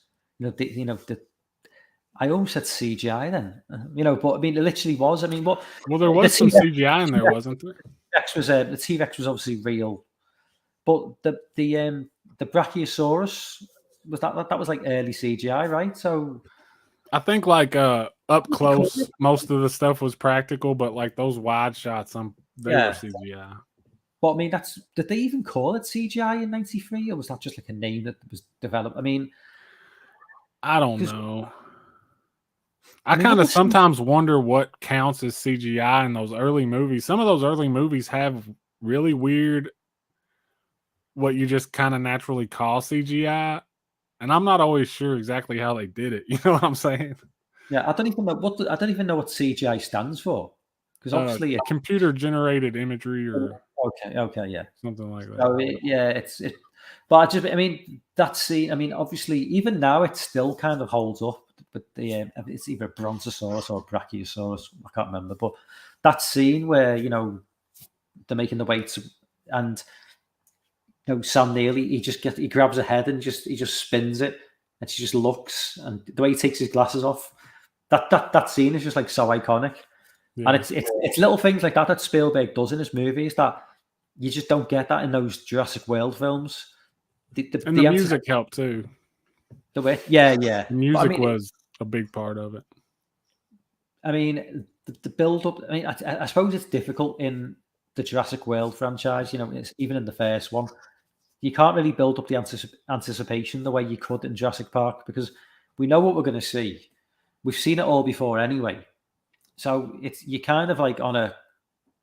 You're never going to be able to generate that much sort of. Nah. Anticipation. I suppose that's why they went down the line of like maybe introducing like fake dinosaurs, in the Jurassic World franchise. Dinosaurs didn't even exist ever. Like genetically modified dinosaurs. It's just like that's kind of like when it just lost me then when he started to introduce dinosaurs that they didn't even exist in the real world. But going back to the original, yeah, I mean the T-Rex. Biting the guy in half on the toilet. Just the Velociraptors. I mean, there's just scene after scene in that movie, and the fact that it's been mentioned by I think even the director of the last film in the Jurassic World franchise. Like audiences nowadays wouldn't wait 40 to 45 minutes for something to happen in terms of like an action scene. Jurassic Park just builds the tension. Slowly but surely, it builds the tension. There's the scene with the it's like the English guy who's like he works on the park, and he's talking about the raptors and how they're testing the fence, and it's kind of like it's a bit of foreshadowing as to what's going to happen. He's saying how intelligent they are, and eventually they're going to work out a way of getting out. But Richard Attenborough's character kind of just like just dismisses it as like, oh, it's not an issue, but the audience knows that this is going to be a thing going forward. It's little things like that which Spielberg does that you just lacks in those later films. So I just think it's a classic. Well, yeah, I mean it's like you said, like you had never seen anything like that. And like I said, like we hardly ever went to the movie theater. And that's one that we did go see in the theater. And just like the music and this, you were seeing shit that seemed like impossible. I mean, these animatronics were huge. They were like to scale. That head of that T-Rex was like real. And like those big wide shots were, I mean, you've never seen anything like that. And I mean, yeah, that was the kind of movie that would constantly take your breath away the first time you saw it. You were just like, your heart was pounding. It was a crazy experience. And yeah, like now CGI is old hat. We all hate it. We've gotten to the point where we fucking hate it. And they don't do practical effects like that anymore. So it's not something that's ever going to be matched. I mean, it's kind of the same as Jaws. It was just you had to be there kind of thing. I mean, the sheer cost of doing practical effects for something like Jurassic Park now would be just so expensive anyway. You know, it's probably cheaper to use crappy CGI than to actually put the effort in to do something like, you know, and a T-Rex of that size. But I mean, that's where we are now. But so I'm going to wrap things up now because I think we've been going for nearly 2 hours. I think we've covered pretty much everything. Well, if we were going to talk about everything, we'd be here for 10 hours. But so we got a buck of it, man. We did good. We've done nearly 2 hours. We've done a good job. Everyone in the comments, you can leave a thumbs up, guys. And what I'm going to ask you to do, we've got like 10 people in the chat, right? So what I want you guys in the chat to do is very quickly, I want you to recommend what year from the 90s that we cover next. I'll hand it over to you guys in the chat. So whatever gets the most. Also, while you're doing that, because you never mentioned it, dude, you're nominated for Horror YouTuber of the Month. Oh yeah, of course, yeah. And a lot of you have probably already voted, but if you haven't, go to my channel, check out all those channels and subscribe to them and watch a few videos. That's important. But, you know, then go vote. Okay. Yeah. So everyone in the chat, everyone who's still in the chat, put a year in. And if we get a year which obviously gets more than one vote, Big T says 95. We have covered 96, don't forget, and we've covered 93 tonight. So anything other than those 2 years. Andy says 98. I think we got the two best years, to be honest. Everything else is going to be pretty like pale in comparison to 93 and 96. I'd like 91. I'd like to cover 91. Yeah, 91 was a good year.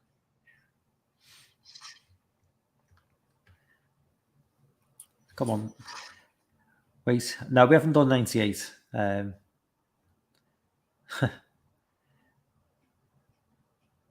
Darren's just jumped on and says 98. So we've got two for 98.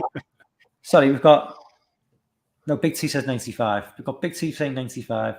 Give it another. Like he wants to jump ship. Big T, hang on. No, Big T saying 1990. Big T will make his mind up. It's going to be in a random order, Big T. You know, we're trying to mix things up a little bit. So currently, I'll give it another 60 seconds. Oh, it looks like 98 is going to win.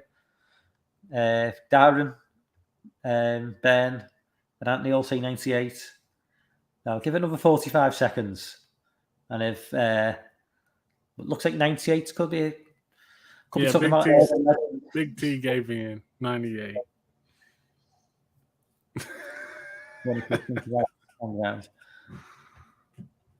Oh, so Big T say 98. It's definitely going to be 1998 then. Okay. It's 1998 then. End vote. Next time, 1998. What is that? Scream 2? No, Scream that was 2, 97, right? 97. Urban Legend. Urban Legend is 98. I Know What You Did Last Summer? That was 97 too. Yeah. Well, I'm gonna have to be doing some research. Well, we've got plenty of time. I won't schedule this for a while. I mean, we've got the John Carpenter discussion. That should be interesting. Well, what plans do you going forward? Maybe is to kind of like, cut between doing like film directors, movie stars discussions with doing film year discussions, and like kind of mix things up a little bit. Ben Grimm talking about, is that true? Stone Cold versus Shawn Michaels with Tyson as the referee. I remember that. Yeah, that was 98.